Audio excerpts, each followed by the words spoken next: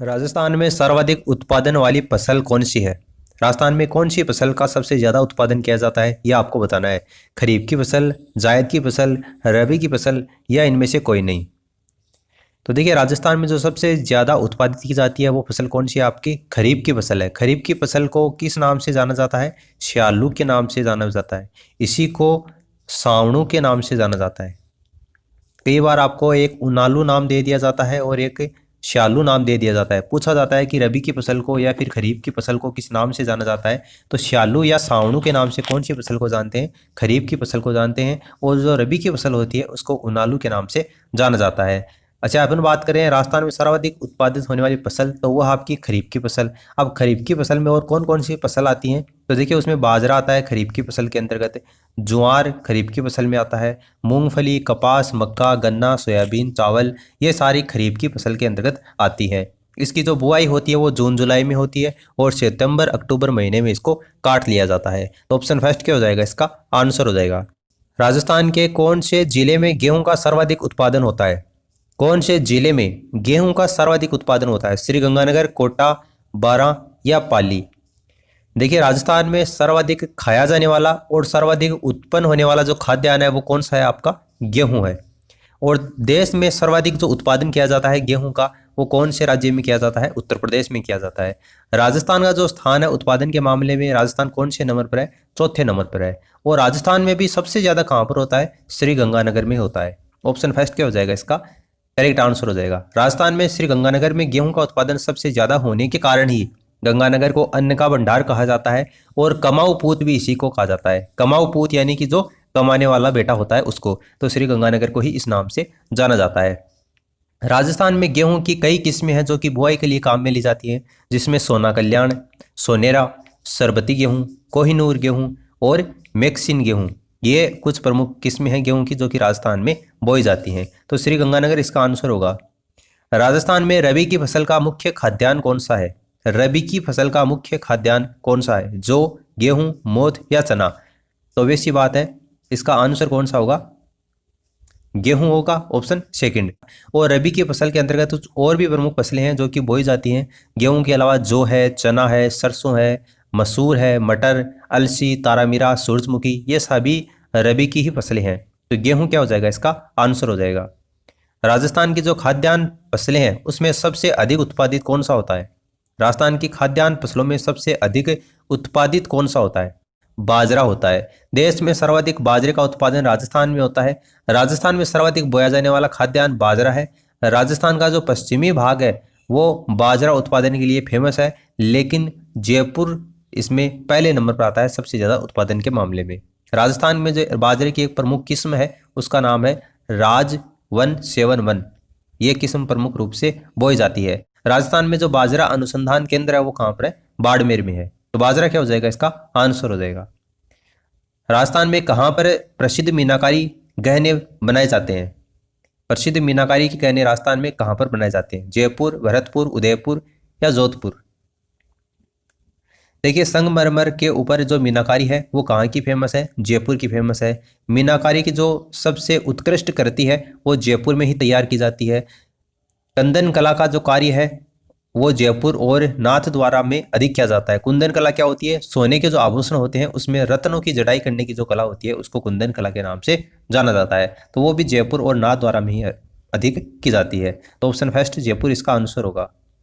निम्न में से राजस्थान कौन सा शहर है राजस्थान का जो कि सीमेंट का सबसे बड़ा उत्पादक है? राजस्थान में सीमेंट का सबसे बड़ा उत्पादक कौन सा है? देखिए, बात करें राजस्थान में सर्वप्रथम सीमेंट की, तो 1915 में लाखेरी बूंदी में सीमेंट का संयंत्र स्थापित किया गया था। लेकिन राजस्थान में चित्तौड़गढ़ सीमेंट उत्पादन में एक अग्रणी जिला है, एक महत्वपूर्ण स्थान रखता है। ऑप्शन सी इसका आंसर होगा।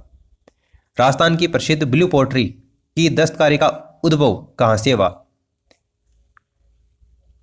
ब्लू पोट्री कहाँ की फेमस है? जयपुर की फेमस है। इसमें हरे और नीले रंग का प्रयोग किया जाता है मुख्य रूप से। इसका जो सर्वाधिक विकास है वो राम सिंह द्वितीय के समय में हुआ था। कृपाल सिंह शेखावत ब्लू पोट्री के फेमस कलाकार हैं। चीनी मिट्टी के बर्तनों के ऊपर नक्काशी का कार्य किया जाता है जिसको ब्लू पोट्री के नाम से जाना जाता है। अकबर के समय में ये ईरान से लाहौर लाई गई और राम सिंह प्रथम के द्वारा लाहौर से इसको जयपुर लाया गया। ईरान को पर्शिया के नाम से ही जाना जाता था। पर्शिया, ऑप्शन डी क्या हो जाएगा इसका आंसर हो जाएगा। राजस्थान का कौन सा शहर बेल बूटों की छपाई की पारंपरिक कला के लिए जाना जाता है?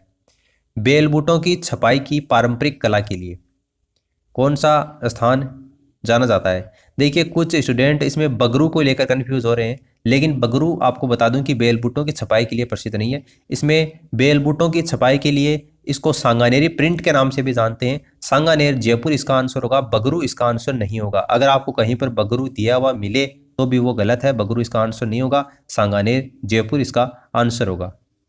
राजस्थान का सबसे प्राचीन संगठित उद्योग कौन सा है? राजस्थान का सबसे प्राचीन संगठित उद्योग सीमेंट उद्योग, सूती वस्त्र उद्योग, वनस्पति घी उद्योग या चीनी उद्योग? देखिए, राजस्थान का मैनचेस्टर किसको बोलते हैं अपन? भीलवाड़ा को बोलते हैं। और नवीन मैनचेस्टर किसको बोलते हैं? भिवाड़ी, अलवर को बोलते हैं। कलकत्ता में भारत में सर्वप्रथम सूती वस्त्र की मिल स्थापित की गई थी 1818 में। और राजस्थान में सर्वप्रथम सूती वस्त्र मिल कब स्थापित की गई थी? 1889 में। कहाँ पर? ब्यावर में स्थापित की गई थी। उसका नाम क्या था? दिकर्षणा मिल्स लिमिटेड।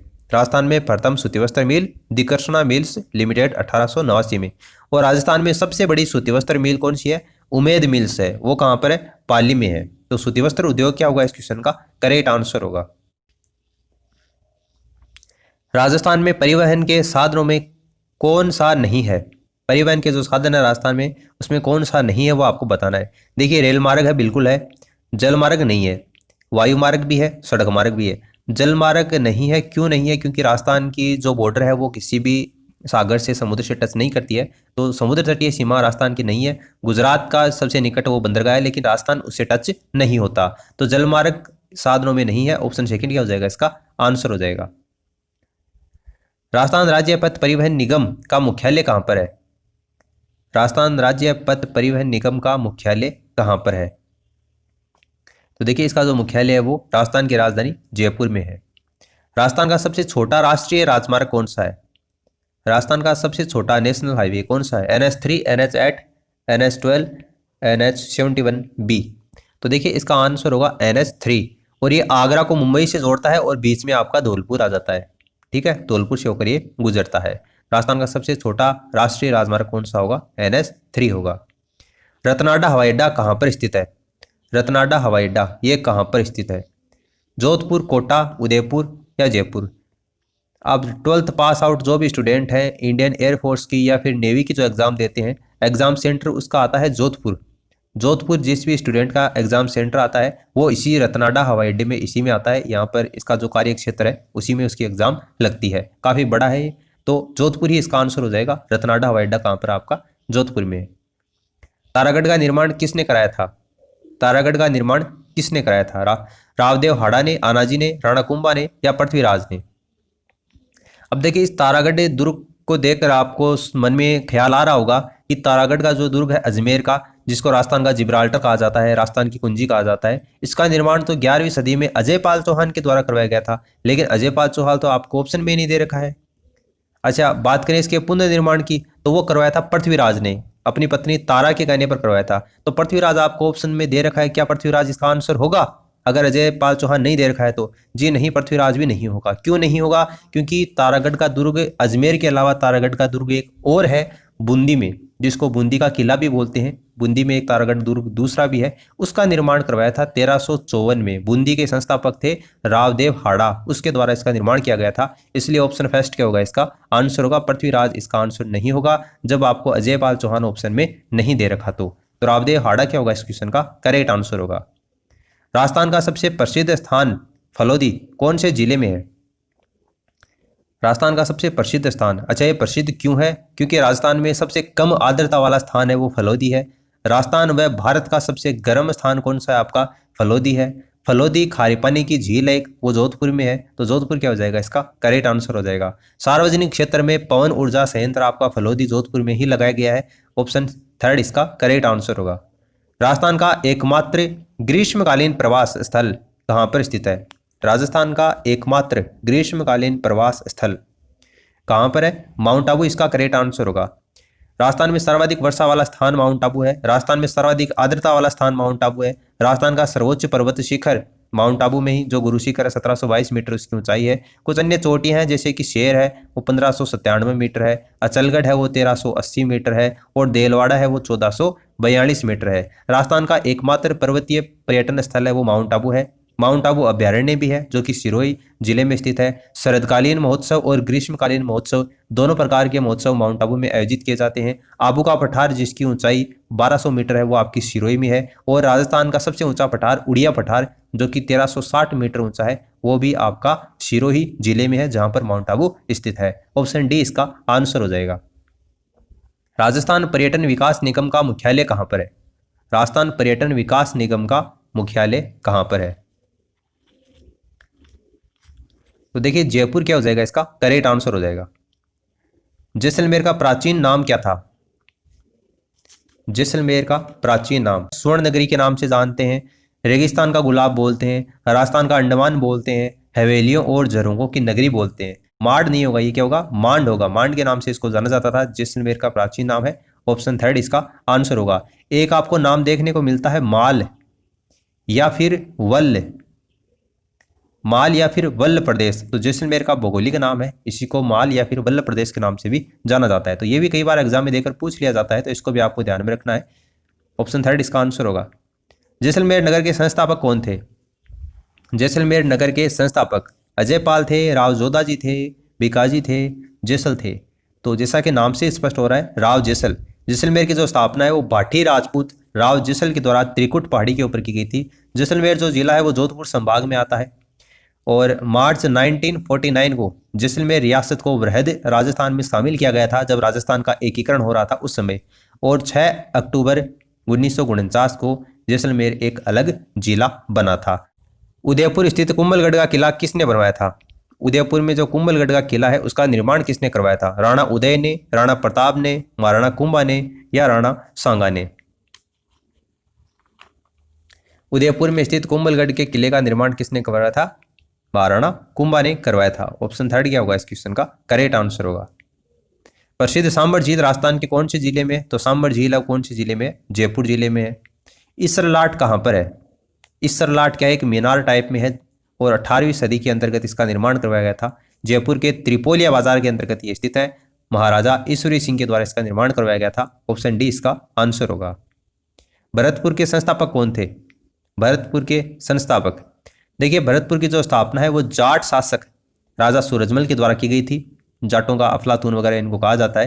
राजस्थान का प्रवेश द्वार इसको कहा जाता है, राजस्थान का पूर्वी द्वार इसको कहा जाता है। और भरतपुर का जो नामकरण है वो राम के भाई भरत के नाम पर इसका नामकरण किया गया था। तो राजा सूरजमल इसका आंसर होगा। 2.5 दिन का झोंपड़ा कहाँ पर स्थित है? 2.5 दिन का झोंपड़ा, तो ये तो आपको पता होगा कि अजमेर में है। कल परसों एक स्टूडेंट ने कमेंट किया था कि सर इसका निर्माण भूतों के द्वारा करवाया गया था क्या? ये आधा टूटा हुआ क्यों है? और भी कुछ कई बातें उसने बोली थी। देखिए 2.5 दिन का जो झोंपड़ा है भूतों के द्वारा इसका निर्माण नहीं करवाया गया था। मूल रूप से ये चौहान राजा बिसलदेव के द्वारा एक संस्कृत पाठशाला के रूप में इसको बनवाया गया था। उसके बाद में कुतुबुद्दीन ऐबक ने इसको एक मस्जिद के रूप में तब्दील कर दिया, जो कि 2.5 दिन के झोंपड़े के रूप में आज वर्तमान में विद्यमान है। तो ऑप्शन फर्स्ट के अजमेर क्या होगा इस क्वेश्चन का? करेक्ट आंसर होगा। तो उम्मीद है आपको इस वीडियो से काफी कुछ जानने को मिला होगा। इस वीडियो में फिलहाल इतना ही। For the time being this is the end of the video and thanks for listening. As always God bless you all.